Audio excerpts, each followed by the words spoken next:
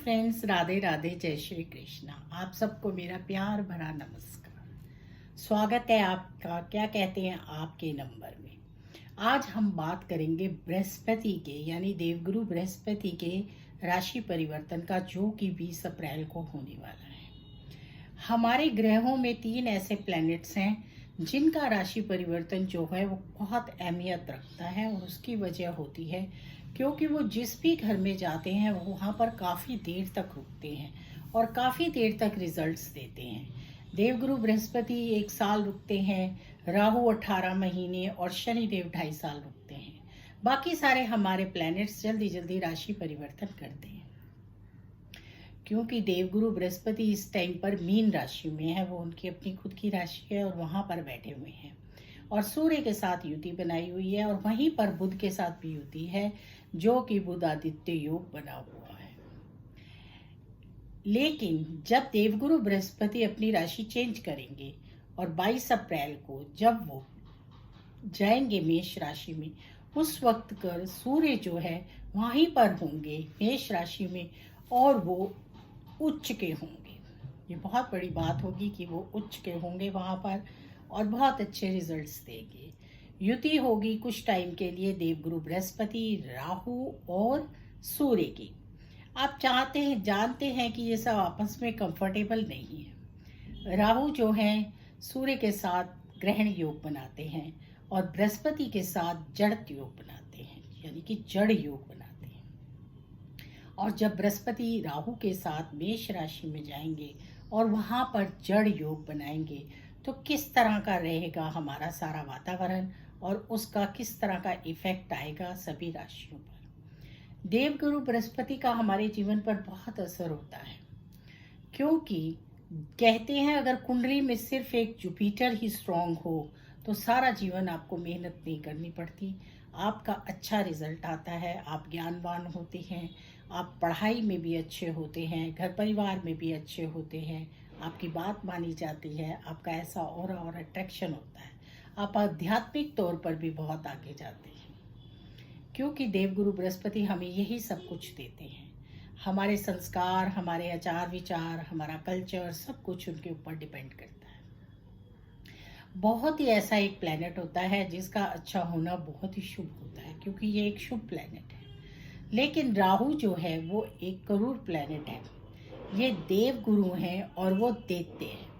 तो जब इन दोनों का मिलन होगा और वो एक जगह बैठेंगे तो बहुत सारे वहाँ पर रिजल्ट्स आएंगे। पहले तो मेष राशि में ये बैठेंगे और वहाँ पर बैठकर ये किस तरह के बाकी सारे राशियों को रिजल्ट्स देंगे वो तय करना बहुत ज़रूरी है, क्योंकि हमें सोचना पड़ेगा राहु और बृहस्पति के मिलने से बहुत सारी ऐसी चीज़ें हैं जिन पर हमें फोकस करना पड़ता है, क्योंकि हमारे जो देवगुरु बृहस्पति हैं वो हमारे शादी के, मांगलिक कार्यों के, हर चीज़ के देवता हैं, और हम उनके ही उन पोजीशंस को देखकर ये तय करते हैं कि आपकी शादी कब होगी, आपको कैसा घर वर मिलेगा, या आप किस तरह से आगे ज़िंदगी में जाएंगे, ऊंचे ऊंचे पदों पर कैसे पहुंचेंगे, कौन सा टाइम ऐसा आएगा कि जब आपको सरकारी नौकरी मिल जाएगी या आप उच्च पद को प्राप्त करेंगे, आपको मान सम्मान मिलेगा, अवार्ड मिलेगा। ये सारी चीज़ें हमारी जो है इसके साथ जुड़ी हुई होती हैं। वैसे तो हम ये बात मान के चलते हैं कि राहु जिस भी ग्रह के साथ बैठते हैं उसके रिजल्ट्स को बढ़ा देते हैं और उसी तरह के रिजल्ट देना शुरू हो जाते हैं। लेकिन फिर भी बहुत सारे ऐसे रहस्य होते हैं जिन पर हमें ये जानना आवश्यक होता है कि वो देवगुरु बृहस्पति के साथ बैठकर किस तरह के रिजल्ट देंगे और हमें किस चीज़ पर फोकस करना चाहिए। एक तो बहुत ज़रूरी होता है कि मेष राशि में, क्योंकि मेष राशि एक अग्नि तत्व राशि है, मंगल की राशि है, और वहाँ पर आ रहे हैं देवगुरु बृहस्पति, राहु वहाँ पर पहले से ही हैं और सूर्य भी वहाँ पर होंगे जिस टाइम ये चेंज होगा, क्योंकि सूर्य की उच्च राशि होती है। उस पर हम वीडियो बनाते ही हैं कि सूर्य जो है जब उच्च राशि में आते हैं तो किस तरह के रिजल्ट देते हैं। 10 डिग्री पर सूर्य परम उच्च होते हैं। अब जो है देवगुरु बृहस्पति और राहु जो है क्या क्या करेंगे और किस तरह के रिजल्ट्स देंगे और कौन कौन सी राशि में जाकर किस किस तरह से उनको किस किस तरह से उपाय करने चाहिए और अपना ध्यान रखना चाहिए, ताकि जो इनका ये टाइम पीरियड है वो आराम से निकल जाए। वैसे जो देवगुरु बृहस्पति हैं और जो राहु है उनकी डिग्री में बहुत फर्क होगा, क्योंकि जल्दी और थोड़े टाइम बाद राहु भी अपना घर चेंज करेंगे। राहु और देवगुरु बृहस्पति की डिग्री में काफ़ी डिफरेंस होगा, क्योंकि राहु रेट्रो चलते हैं, उल्टा चलते हैं और वो मीन राशि में जाएंगे, और देवगुरु बृहस्पति सीधा चलेंगे। जब तक कि काफ़ी सारे बीच में ऐसे हमारे आते हैं कि रेट्रो हो जाते हैं या क्या कहते हैं अस्त हो जाते हैं, ये सारी चीज़ें चलती रहती हैं। लेकिन फिर भी इनकी डिग्री बहुत दूर है, तो इसलिए घबराने की बिल्कुल ज़रूरत नहीं है। बहुत ज़्यादा जिसको कह सकते हो असर नहीं आएगा। आप इसको इस चीज़ से ऐसे समझते हो, अगर आपका एक घर है, एक घर में दो ऐसे लोग रहते हैं जिनकी आपस में बनती नहीं है, लेकिन अगर अलग अलग एक एक कमरे में रहते हैं तो वो अच्छे से टाइम पास कर लेते हैं, एक दूसरे को अवॉइड करते हुए भी। और वहीं पर अगर एक दूसरे को एक ही कमरे में एक ही सोफे पर बैठना पड़ जाए तो उनको बड़ा अनकंफर्टेबल फील होता है। यही स्थिति ग्रहों की होती है, क्योंकि डिग्रीज काफ़ी दूर हैं, इसलिए इतना कोई इनका इफेक्ट आएगा नहीं और बहुत अच्छे से ये अपने टाइम को पास करेंगे। जब तक देवगुरु बृहस्पति जो हैं वो अपना मेष राशि में अपना संचरण शुरू करेंगे, तब तक राहु काफ़ी हद तक काफ़ी डिग्रीज पार कर चुका होगा।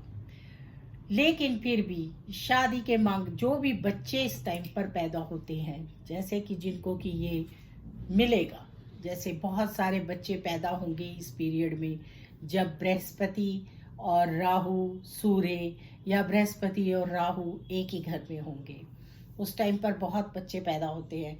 बहुत सारी कुंडलियों में योग होता है कि बृहस्पति और राहु इकट्ठे होते हैं और फिर उनको शादी में प्रॉब्लम आ रही है, फैमिली लाइफ में प्रॉब्लम आ रही है, या उनके ब्रेकअप हो जाते हैं, या उनकी शादी चलती नहीं है, या संतान में दिक्कत आ रही है।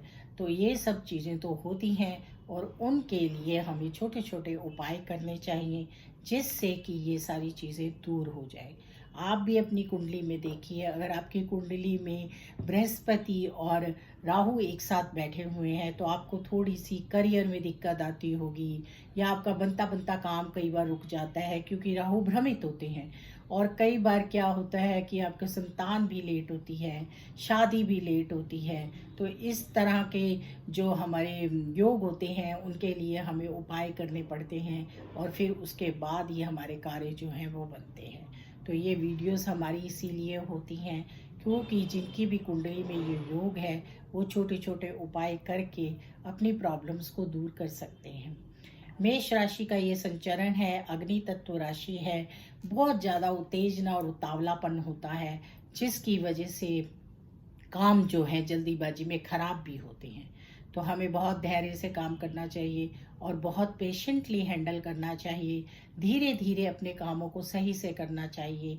देवगुरु बृहस्पति ज्ञान के देवता हैं, सोच समझ कर आगे बढ़ने के देवता हैं, बुद्धिमान होते हैं वो लोग जिनका ये जो योग है अच्छा होता है। वैसे वो केंद्र में जा रहे हैं, ये केंद्र का माना जाएगा, लेकिन फिर भी हमें इस चीज़ का ध्यान रखना चाहिए क्योंकि एक तो ये अग्नि तत्व राशि है, एक जल राशि है, जल राशि है, जिसकी वजह से क्या होता है कि कामों को जल्दीबाजी के निर्णय जो होते हैं वो हमें नुकसान दे देते हैं।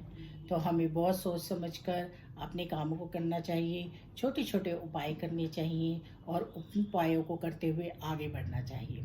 मैं आपको राशियों पर छोटा छोटा वीडियो ज़रूर बताऊंगी कि आप क्या क्या करिए जिससे कि आपको लाभ हो और आपका जो ये परिवर्तन है बहुत ही अच्छा हो, शुभ हो। और आप जब तक कि राहु अपनी राशि चेंज नहीं कर लेते तब तक आपको किस तरह से क्या छोटे छोटे उपाय करने चाहिए। एक बहुत ही सुंदर उपाय है जिसको करने से बहुत लाभ मिलता है, क्योंकि आपको पता होगा जब समुद्र मंथन हुआ था तो जब भगवान शंकर ने संजीवनी दी थी हमारे क्या कहते हैं शुक्राचार्य जी को, तो साथ में गाय भी दी थी। जैसा कि आप देख रहे हैं कि नवसम्मत भी चेंज हो रहा है और शुक्राचार्य जी जो है मंत्र यानी कि शुक्र जो देवता है वो मंत्री हैं और बुध देवता जो हैं वो हमारे राजा हैं और राहु के वो मित्र हैं। तो क्या होता है इन चीज़ों से, और शनि भी राहु के नक्षत्र में चल रहे हैं, यानी कि कुल मिलाकर राहु के पास बल बहुत ज़्यादा है, तो वह हमें भ्रमित कर सकता है।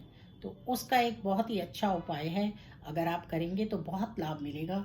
जिन्हें भी लगे कि हमारे को लाइफ में थोड़ी दिक्कत आ रही है और उनको जुपिटर की महादशा है या अंतरदशा है, या किसी तरह के भी वो जुपिटर से जो है जूझते हैं, या उनका नीच का जुपिटर है, तो 10वें घर में नीच का जुपिटर होता है और चौथे घर में उच्च का होता है। तो आप अपनी कुंडली में देख सकते हैं, या आपका राहु का और इसका जुपिटर का योग है कुंडली में, तो आप लोगों को इन छोटे छोटे उपायों को करने से बहुत लाभ मिलने वाला है। पहला उपाय तो है, वेडनेसडे को आप रात को चने की दाल भिगोइए और थर्सडे को सुबह उसके ऊपर गुड़ रखकर और वो चने की दाल गाय को खिला दीजिए। आपके बंद खजाने भी खुल जाएंगे और आपकी किसी तरह की कोई भी प्रॉब्लम होगी दूर हो जाएगी। अगर आपकी शादी नहीं हो रही है तो उसके योग खुल जाएंगे। दूसरा उपाय है, विष्णु और लक्ष्मी जी पर थर्सडे के दिन हल्दी रखिए। 1.25 किलो हल्दी रख सकते हैं, 2.5 किलो हल्दी रख सकते हैं, उससे भी आपको लाभ मिलेगा। महीने में हफ्ते में एक बार रखिए, ये बहुत ही पॉजिटिविटी लेकर आता है। केले पर जल चढ़ाइए और केले को बांट दीजिए। हो सके तो वीरवार को सिर मत धोइए, इससे आपको बहुत लाभ मिलेगा। गुरु के किसी मंत्र का जाप कीजिए, गुरु के दर्शन के लिए ज़रूर जाइए, और साथ साथ में डॉग को भी कुछ ना कुछ ऑफर ज़रूर कीजिए। इन सारे योगों से बहुत बड़ी एक और प्रॉब्लम आती है कि अपने ससुराल साइड पर बननी बंद हो जाती है, या वहाँ पर प्रॉब्लम्स क्रिएट होनी शुरू हो जाती हैं। तो एक दूरी बनाकर रखिए। हर बात का जवाब देना कोई ज़रूरी नहीं होता, अपने आप को थोड़ा दूर रखिए, और कुछ बातों को चुप रह कर ही सोच समझ कर जवाब देना अच्छा होता है। लड़ाई झगड़े से बचिए। घर में दादा दादी की सेवा करने से जुपिटर बहुत स्ट्रांग होता है, बहुत अच्छे फल देता है, और उस पर किसी भी चीज़ का असर नहीं होता। तो अपने दादा दादी की चरण स्पर्श कीजिए, माता पिता के भी सेवा कीजिए, आपको लाभ मिलेगा। किसी वृद्धा आश्रम में अगर आपके दादा दादी नहीं हैं तो किसी वृद्धा आश्रम में जाकर थोड़ा सा दान पुण्य कीजिए, उससे बहुत लाभ मिलेगा। आप जितने ऐसे काम हैं छोटे छोटे जो ये उपाय हैं करेंगे, आपकी पॉजिटिविटी बढ़ेगी और आपको लाभ मिलेगा। आप एक पीले रंग का धागा बांध लीजिए, उससे भी आपके रिजल्ट बहुत अच्छे आएंगे। ये छोटे छोटे काम करने से हमें बहुत लाभ मिलता है। जड़ योग में मैंने बहुत सारी कुंडलियां देखी हैं। एक कुंडली मैंने इतनी डीपली उस पर काम किया और बड़ी कोशिश की, उनका लड़के का और लड़की का दोनों का ही बहुत अच्छी कुंडली मैच थी, लेकिन दोनों की कुंडली में राहु और बृहस्पति एक साथ थे। वेल एजुकेटेड हैं, सब कुछ है, पर वो दोनों एक साथ नहीं रह पाए और उनका शादी जो है वो नहीं चल पाई। तो इसलिए शुरू से ही अपने जो चीज़ें हैं उन पर काम करके आगे बढ़िए और अवेयर रहिए, और छोटी छोटी बातों पर ना झुंझलाइए। इन सब चीज़ों से आपकी लाइफ अच्छी हो सकती है और आप आगे बढ़ सकते हैं। जीवन में एडजस्टमेंट करना बहुत ज़रूरी है। जो लोग एडजस्टमेंट करते हैं, ग्रह भी उनके स्ट्रांग होते चले जाते हैं। तो बृहस्पति और राहु का जो ये फेरबदल है, ये आप सब लोगों को बहुत कुछ देगा और आप सब लोगों को इस पर काम भी करना चाहिए। ये छोटे छोटे उपाय आपको बहुत लाभ देंगे। स्पेशली जो 3 नंबर के लोग हैं, या जो जिनकी राशि बृहस्पति की है, जैसे धनु राशि है, मीन राशि है, या जिनको बृहस्पति रूल करते हैं, उन सब लोगों को खास ध्यान रखना चाहिए कि अगर हमारे किसी भी काम में कोई अड़चन आ रही है तो उन्हें इस तरह के छोटे छोटे उपाय जरूर करना चाहिए। केसर का टीका लगाइए, अगर आप नहीं लगा सकते तो नाभि पे केसर लगाइए। शंकर भगवान पर केसर का जल चढ़ाइए, पीपल पर केसर का जल चढ़ाइए। इन सब चीज़ों से बहुत ही पॉजिटिविटी आती है और शुभता आती है।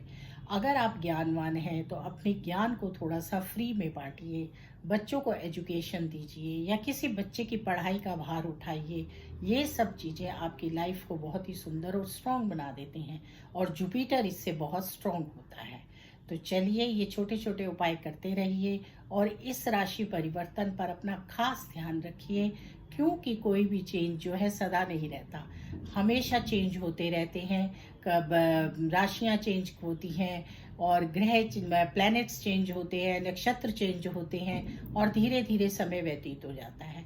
लेकिन हम उसी समय को अगर धैर्य से काम लें और धैर्य से व्यतीत करें, सोच समझ कर करें, अवेयर होकर करें, तो वो समय हमारे लिए उत्तम साबित होता है। हर बुरी चीज में से भी अच्छी चीज निकाल लेना ही बृहस्पति का काम होता है। तो बृहस्पति एक बहुत ही शुभ और बढ़िया प्लैनेट है। जिनका भी बृहस्पति अच्छा होता है उन्हें लाइफ में कभी कोई कमी नहीं होती, ना घर वाहन किसी चीज की भी। और बृहस्पति किसका अच्छा है इसको जानना भी बड़ा आसान होता है। जिनके भी घर में बड़े बुजुर्ग होते हैं और उन पर उनका आशीर्वाद बना हुआ होता है, तो इसका मतलब उनका बृहस्पति बहुत स्ट्रांग है, या उस घर में किसी का बृहस्पति बहुत अच्छा है। तो चलिए हम राशियों पर बात जरूर करेंगे। हर एक राशि पर मैं छोटी छोटी आपको डिटेल दूंगी कि किस राशि पर इसका प्रभाव कैसा पड़ेगा और आपको क्या उपाय करने चाहिए। राधे राधे, जय श्री कृष्णा। फिर मिलेंगे नई वीडियो में, तब तक के लिए आप सबको मेरा प्यार भरा नमस्कार।